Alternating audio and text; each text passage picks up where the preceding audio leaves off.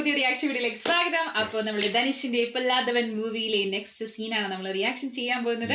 അപ്പൊ കഴിഞ്ഞ സീന് വരെ നമ്മൾ കണ്ടിട്ടുണ്ടായിരുന്നു അമ്മാതിരി ഒരു വെട്രിമാരൻ സ്റ്റൈലിലാണ് അങ്ങോട്ട് പോയിക്കൊണ്ടിരിക്കുന്നത്. പ്രത്യേകിച്ച് ആ ഒരു വില്ലന് രംഗപ്രവേശനം കൂടി വന്നതോട് കൂടിക്കൊണ്ട് കുറച്ചും കൂടി ഒന്ന് കൊടുത്തു. നമുക്കറിയാം തന്റേതായ പ്രിയപ്പെട്ടതായിട്ടുള്ള ആ പൾസർ ബൈക്ക് പോയി തപ്പി നടക്കുകയാണ്.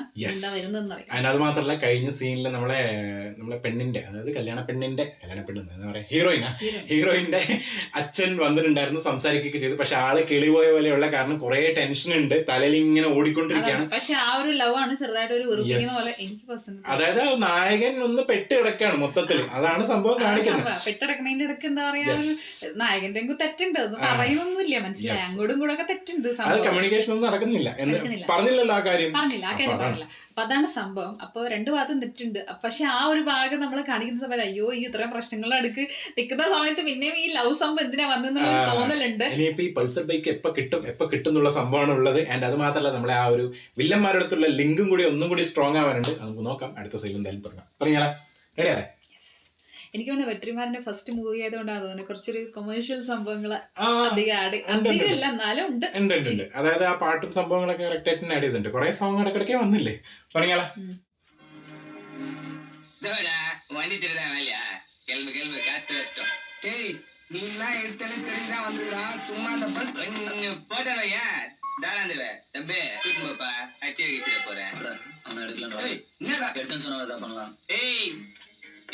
என்னடா பண்ணுவ நீ? நான் அப்படி சொன்ன அப்புறம் முறைகிற. ஓ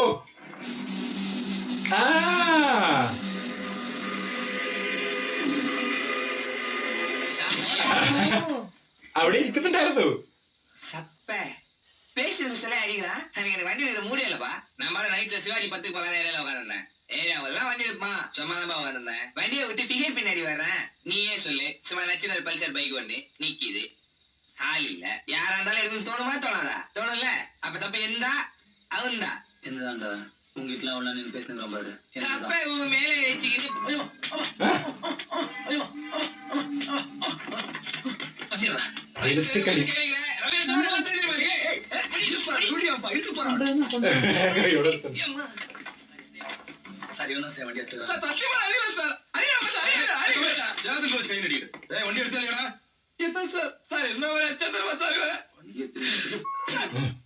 ഡയറക്ട് പോലീസ്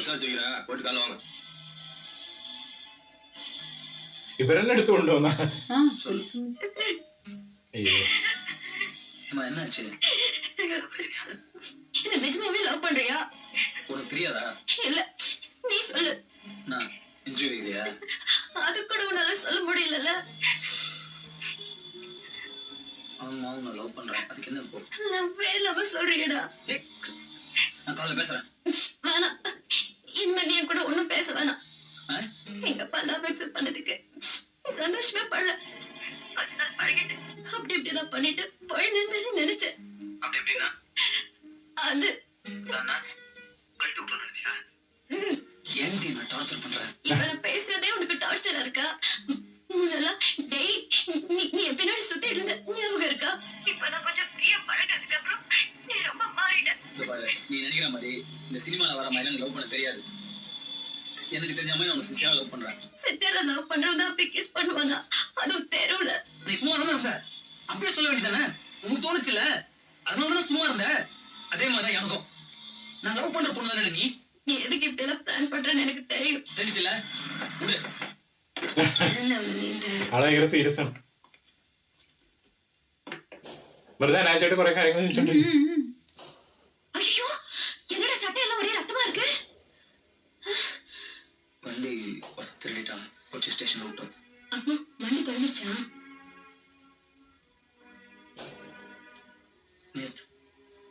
വണ്ടി நேற்று வண்டி சர்வீஸ் விட்டுருக்கேன்னு போய் சொன்னாங்க. வேலைக்கு போறான், பொறுப்பு வந்திருக்கும்னு பார்த்தேன்.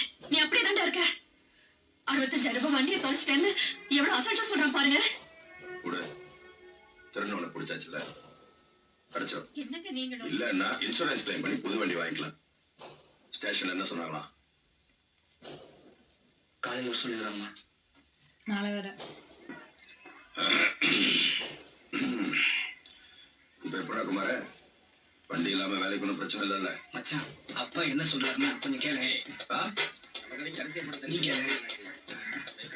அப்பா நீ அவர் சொன்னா அவரே என்ன கேட்க சொல்ற? അവിടെ മറ്റേതുണ്ടായിരുന്നു. என்னதான் சொல்ல போற? சொல்றேன் கேட்கணும்னு சொல்ல மாட்டா போயிட்டு அப்புறம் என்ன எப்ப பார்த்தாலும் சூழ்நிலை போடுறாங்க. காசுல போனா இந்த ஸ்டேஷன்ல வேலை நடக்காது. என்னடா சென்னை மேல கேஸ் கொடுத்து நம்மளுக்கு? ஆமா நான் வண்டியை திருட்டானா, அது மட்டும் இல்லாம நீ சொல்லிதான் திருட்டானா. வாபஸ் வாங்க சொல்லு. சரி ഓ കേസ്. என்னடா இல்ல நான் சொல்லிடுறேன், வாபஸ் வாங்கிடலாண்டே. வாபஸ்லாம் வாங்க முடியாது. ஏடா குமார இல்லப்பா அந்த கேஸை வாபஸ் வாங்க சொல்லி அண்ணன் வந்துருக்கு. ஏய் பெரிய பையன் வந்து பேசி முடிச்சலாம்னு பார்த்தா தம்பி கேஸ் என்ன வாபஸ் பண்ணலாம் தம்பி என்ன வாங்க கேட்டு வாபஸ் வாங்கல சீனா எடுத்தா சின்ன பேசிட்டு சொல்லு கையா ഓ, ഓ. അടിച്ചല്ലോ, ഡയറക്റ്റ് അടിച്ച് രവി. അച്ഛനല്ലേ തൊട്ടത്?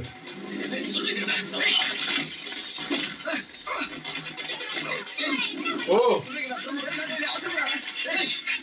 അയ്യോ പണിയായല്ല. മറ്റേ ആളെങ്ങനെയെങ്കിലും മറ്റേ ആൾക്ക് അറിയും ഇവരെ പറ്റിട്ട്. അതാണ് വിട്ട് ഇതാക്കുന്നത്.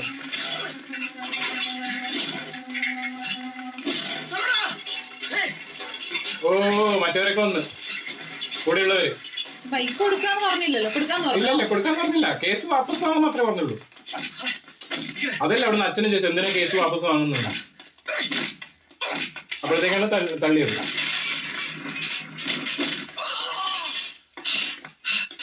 അൺഎക്സ്പെക്ടഡ് ആയി പെട്ടെന്ന് തല്ലൊന്നല്ലേ?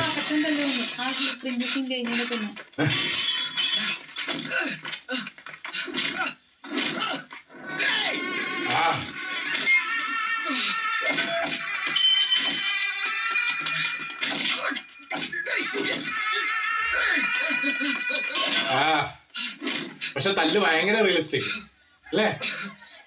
മറ്റേ രീതിയിലുള്ള പറന്നടി അങ്ങനെ സാധനങ്ങളൊന്നും ഇല്ല. ഓവറായിട്ട് പ്രിപ്പയർഡ് അല്ലായിരുന്നു. അല്ലെങ്കിൽ ടൂൾസ് ആയിട്ട് വന്നാണ്. ടൂൾസ് ഇല്ല അവരത്.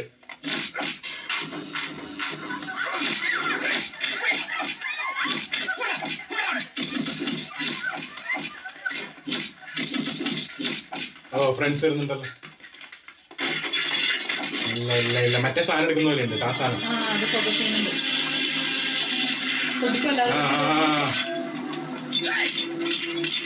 കാല് കാല് ചില്ല് സാധനം എടുത്ത് പ്രശ്നമല്ല. മറ്റേ കിക്ക് കുത്തിയില്ല കുത്തിയില്ല പേടിപ്പിച്ചാണ്. മറ്റേ കിക്ക് പൊളിച്ചേർന്നപ്പാ അവിടുന്ന്.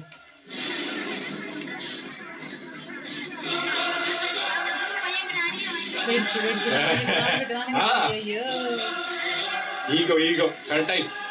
വണ്ടി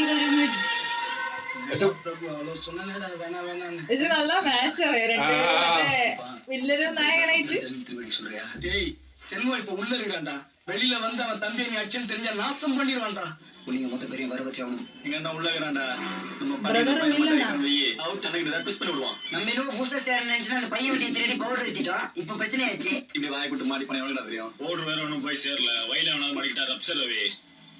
அப்படிலாம் ஒண்ணும் ஆகாது பாத்துக்கலாம். അവരുടെ ആളെന്നെ എടുത്തത് അന്ന് മറ്റേ കണ്ടായിരുന്നേ. അതാണ് ഇവര് ഇതാക്കണത്. മറ്റേതല്ല പറഞ്ഞ തരാമെന്നും പറഞ്ഞില്ലല്ലോ വണ്ടിയില്ലേ. അല്ലെങ്കിൽ അവിടെ അടി അടക്കില്ലല്ലോ.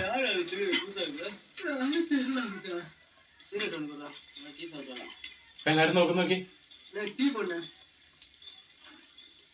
മനുഷ്യന് വെയിറ്റ് ചെയ്തിട്ടുണ്ടാണ്.